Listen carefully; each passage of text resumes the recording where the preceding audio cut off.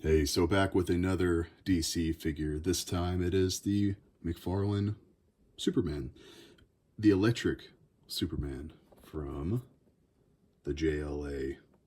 Very cool. This is like a weird version of Superman where he has different powers. It is the Plastic Man Build-A-Figure Wave. This is the last figure I have, so I'll be able to actually build the Plastic Man. Very excited for that. So there's the other figures. I've done Batman and John Stewart. Probably skip out on Aquaman just because I don't need him. Because you don't need him if you don't want the regular arms. Anyway, let's get this guy out of the packaging. And I'm going to do that off camera because you know how hard it is to get these guys out of the package. So be back in a sec. Alright, so got him out of the packaging. And yeah, just first impression here. When I pull them out, it looks awesome. So the paint looks pretty good. It's a little spotty in places, but again, you can really only tell when you get really close up, which you're not going to do very often. When you're pulling these guys off the shelf, you're not really inspecting them for all the little minor mishaps. But yeah, he looks good. I really think that Mcfarlane has been doing a really good job lately. The figures feel more sturdy, I guess, than they used to. I don't know, maybe it's just me. The last few figures I've gotten it's kind of make me fall in love with the DC line all over again, just because they're a lot of fun. So I like how he puts that little piece in there so it hides any kind of gap you might see, and it just lets the figure have more articulation. I mean, look at all that. That is pretty awesome. The head sculpt is really good. So he comes with a card, which I always appreciate that he still does the trading cards. I'm a huge fan of the cards.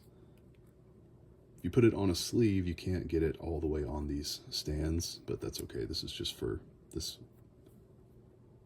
video. So everybody knows who Superman is. You can go watch a video on the blue Superman if you're interested, but it's just it was a weird time in the sort of the late 90s, early 2000s, I believe. I haven't read it in a really long time, so I think of the Grant Morrison JLA run where he kind of was forced to use this Superman because it happened in elsewhere outside of his series. So you got the piece for Plastic Man, which we'll do later, and then these lightning effects. They will probably look really cool when they're all, you know, set up on him, however it's supposed to go. Probably something like this. Maybe something like this. If you can get him in a flight position with all this electricity coming off of him, I think that's pretty cool. I think Mcfarlane does a good job of giving us unique accessories for the most part. It's not always just the same 3 or 4 pieces over and over like we see a lot with Marvel Legends. But these stands, you really don't need this at all for this figure. He's going to stand up just fine. So if you want to get him in a flight pose, you can use one of these. I like these a lot just because they're very sturdy. Not for a figure like this, but for someone like Necron, who falls over all the time because he's, you know, tall and top heavy. Those are awesome. You've also got these sort of DC flight stands that some of their figures come with. You can see I've got Bizarro on here. But for now, I think he's going to look just fine without a flight stand. I've got most of my Superman figures on flight stands, so it's okay to not have one on there. I think he'll look a little different just because he doesn't have a cape. So he won't have the cape. You know, he'd look a little strange flying. Let me actually grab just a few figures off the shelf and we'll see how he sort of stands up next to him. All right, so here we have just a small sampling of some of the Supermen in my collection. I thought the return of Superman with the black suit would fit pretty well with this review because he also doesn't have a cape. So it's not too often you see Superman without his cape, but famously he comes back and he's in the black suit with a beard. I love the look. One of my favorite Superman figures. I love the head sculpt. Got the classic, the Action Comics Superman. This was the first one, I think, that he made. Maybe the first one that I got. I can't remember exactly. It still holds up really well. It's a little small. The articulation's a little weird because he was still getting the groove of it, but the look on the shelf is great. I really like the head sculpt and the colors. The like car hot rod red. I love that. Of course, recently we did the DC versus vampires. So Vampire Superman, just a weird figure. I love whenever I can add like a horror element to the shelf. I mean, look at that head sculpt. That is insane. Love it. It's not really how he looks in the comics. This is more look of like a alternate cover, but that's okay. It's a cool figure. So let's grab a couple of the villains. I've got so many Superman villains. I've got a bunch more Superman figures as well. I just only grabbed a few. Let me see some of the villains I can grab, and we'll be right back. All right, so many Superman villains to choose from. I left a couple sitting back there still, but gotta show off Bizarro, one of the most iconic Superman villains. Just the exact opposite of Superman. From an opposite world.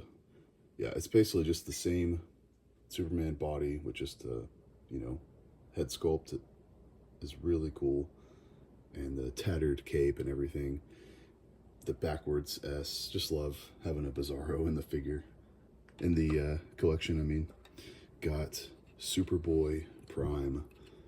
This is one of the most overpowered characters in my whole collection, right? I mean, he's so powerful, he could punch through reality.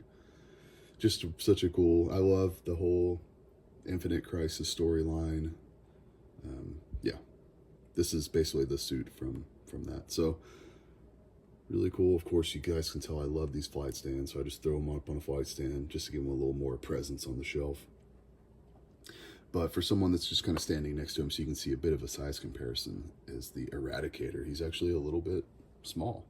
A little bit smaller than the blue electric Superman.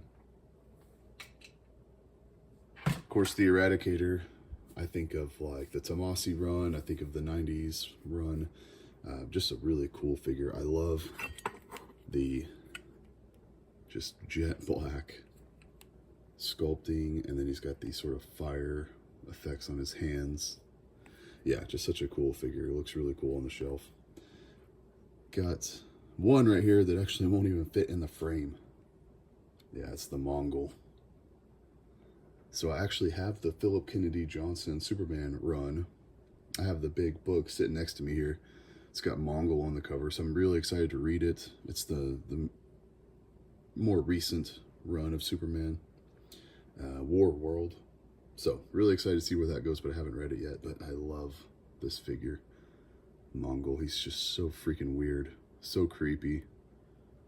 And of course, my first thought when I bought him was the old Superman issue where he gets that weird thing stuck on his chest. I think that's a Mongol issue.